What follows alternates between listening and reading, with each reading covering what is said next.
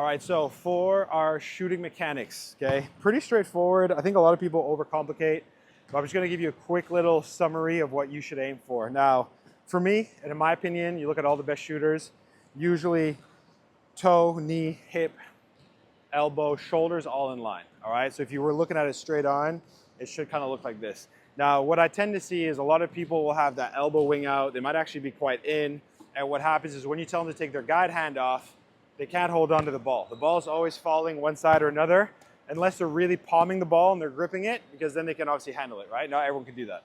Now, what I always tell people is if you didn't have your left arm or your right arm, in theory, you should be able to shoot pretty close to the same, obviously without much balance, because your guide hand provides a lot of balance and stability when you're fading and you're doing all these shots.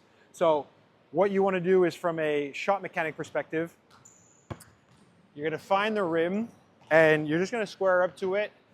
In the very beginning, I like to not use my guide hand. I don't even like to shadow the ball, meaning I'm not going to touch it. I'm just going to keep it to the side. But even in the beginning, I try not to do that. So what I do is I look at everything lined up. I'll even pause for a second, because sometimes I'll get some of the younger guys, they're going to actually hold the ball here, but they have to move quickly or else the ball falls out, right? They're going to do this. They're going to go boom, and then they're going to shoot. Whereas if I tell them to pause, they can't. Like, the ball falls out of their hand because they're not used to being in that position. It might even require a bit of shoulder stability, general mobility in the upper body. But for the most part, you should be okay. So what I like to do is I'll set up right under the rim, okay, take my guide hand away, and then I'm going to try to focus on getting the ball over the square, but really focusing on my mechanics. And what I like to do is I try to get three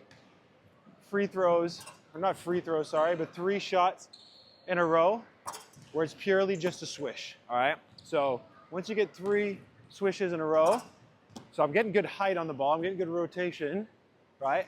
There we go. So this is gonna force you, especially if you had a pause, to really line up and focus on having your elbow, everything, knee in line every single time.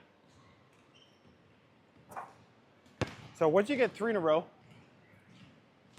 what I like to do is I'll take a couple steps back and we'll just focus on building touch a little bit further away from the rim.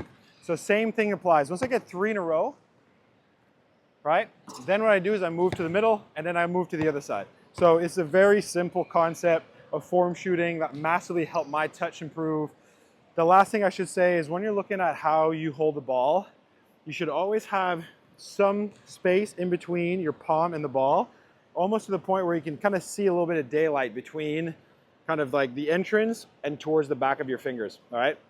Some people I've noticed are really palmy with the ball, okay? And if you think about it, every time you shoot, it should always be like the back kind of, or not the back, but like the tip of your fingers, like pads of your fingers that are really kind of feeling out the shot, right? Because then you get a lot more consistency, where if it's just quite palmy, just from experience, even trying to do it myself, you just don't get the same feel. So just something to think about. Hopefully that helps. Let's get it.